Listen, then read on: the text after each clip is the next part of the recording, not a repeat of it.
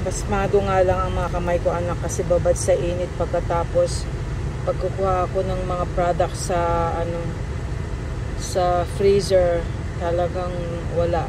Talagang kawawa ako, anak. Sakit na rin ang katawan ko. Hindi pa ako nagtatagal, ha. Wala na, oh. Oh, ganyan ang kamay ko. Pasmado na ako, anak. Halos di ko na nga maigalaw, oh. My hands are swollen. I can hardly move. It's so painful. My body is so painful. Whole body is so painful. My hands, I can hardly move. I guess because it was exposed to heat and all of a sudden exposed to the cold freezer or something. I don't know.